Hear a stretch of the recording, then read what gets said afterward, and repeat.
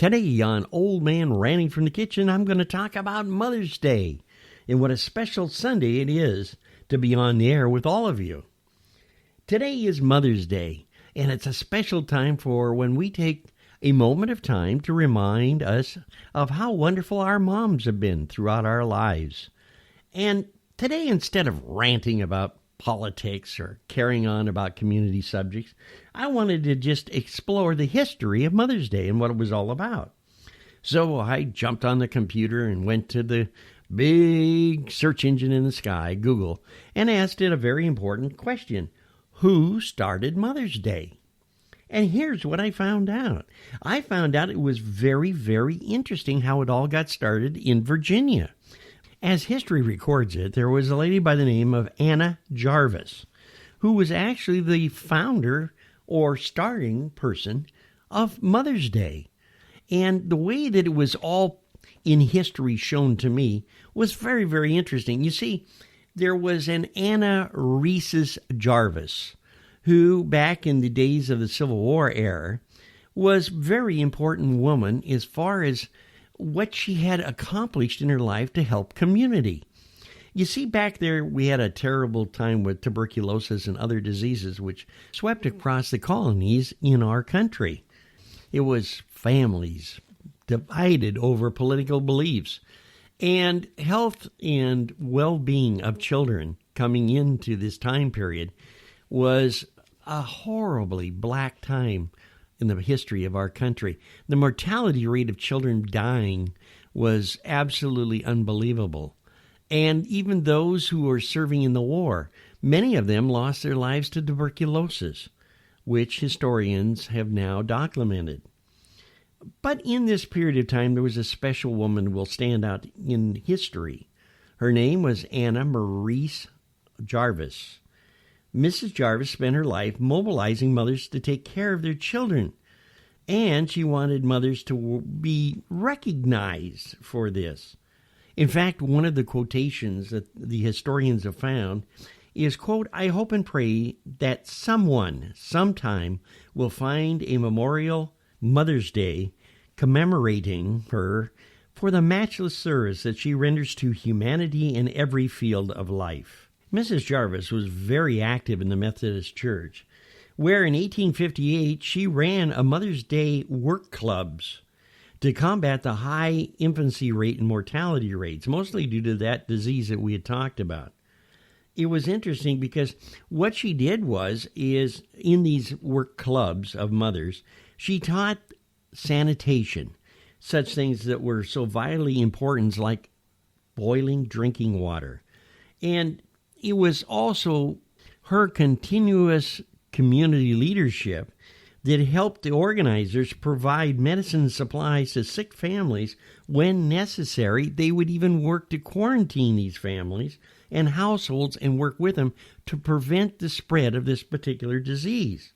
Now, Mrs. Jarvis herself had 13 children, died in the Civil War, and historians are pretty sure that this was more likely to the disease than the fighting itself. When Mrs. Jarvis passed away in 1905, she only had 4 children surviving. And one of them was a grief-stricken Anna, her daughter, who promised to fulfill her mother's dream, though the approach to Memorial Day was quite different, the historians have actually noted. You see, Mrs. Jarvis wanted to celebrate the work that was done by her mother. And to her, she was very devoted to her mother. And her motto was, Mother's Day was for the best mothers who ever lived, your mother. Anna Jarvis believed in her heart that this was a special time, and it was what she had promised her mother that she would succeed in doing.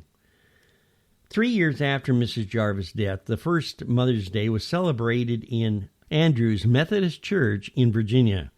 Anna Jarvis chose the second Sunday of May simply because it was close to the 9th of May, the day her mother had passed away. Anna handed out hundreds of white carnations during the service, her mother's favorite flower, to all the mothers who had attended. Unfortunately, the huge success of what had happened during that particular memorial had, shall we say, added a commercial appeal to a particular holiday. Even though Anna never wanted that day to become commercialized, it did very early. So that the floral industry, the greeting card industry, the candy industry deserve some of the credit for today's promotion. But this was absolutely not what Anna wanted whatsoever. And when the prices of carnations rocketed, Anna reached out and put a press release condemning the florists. And it was a terrible time in her life. She, by 1920, was arguing and urging people not to buy flowers at all. Mother's Day was never meant to be anything but a memorial to mothers, not a commercialized day for everybody to profit. In fact, it got so bad that Mother's Day turned out to be drugged from debate into women's right to vote. And the only one to take advantage of Mother's Day, it seemed, was Anna herself. She refused money offered by florist industries or any industry. Historians say, quote, she never profited from a day, and she could easily have done so. Many admired her for that. Now, by this time, Anna was living with her sister, Lillian, who was visually impaired. And they had actually survived on an inheritance from their father and their brother, Clyde, who ran a taxi cab business in Pennsylvania before, unfortunately, her brother died of a heart attack. But Anna went on to spend every bit of money to fight the commercialization of Mother's Day. She campaigned, she donated, she sent up groups, she did everything she could to stop the Mother's Day commercialization. One of Anna's final acts, and I think it's probably one of the bravest things that you could ever think of, was that while living with her sister, she was going door to door in Pennsylvania asking for signatures to back an appeal for Mother's Day to be rescinded. Anna felt that once again there was no reason for this to be a commercialized institution for those who would use greed to make money for a holiday that was to remember and to love mothers. You know, it was very interesting also that Lillian soon died, her sister, of carbon dioxide poisoning while trying to light a stove up to heat a rundown house that they were living in.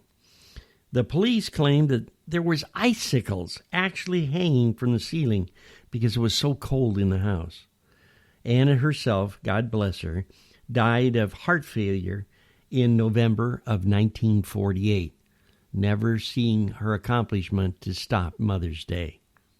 I don't know what Anna would have to say today if she knew that there were 5 things that a lot of people really don't know about. First of all, Mother's Day isn't always on the same day each year. And in the United States alone, there's more calls on Mother's Day than any other day in the year.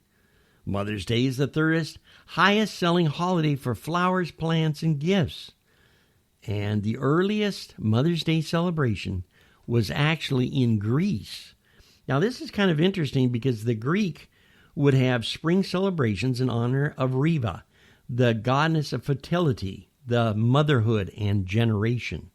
And of course, the final thing that a lot of people remember, but would never know the actual facts behind it, that Mother's Day is the busiest day of the year for restaurants. According to the National Restaurant Association, in 2018, there was 87 million adults made plans to go to a restaurant on Mother's Day. This year, let us remember our moms in a very special way. Even though restaurants and other businesses will be closed due to the pandemic, we should always remember to leave our hearts open and our thoughts with the one that gave us so much love, our mothers.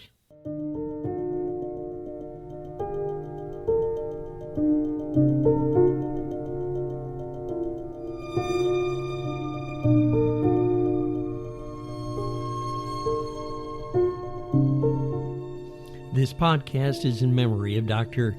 Conrad J. Teedy, who unexpectedly passed February 17th, 2021.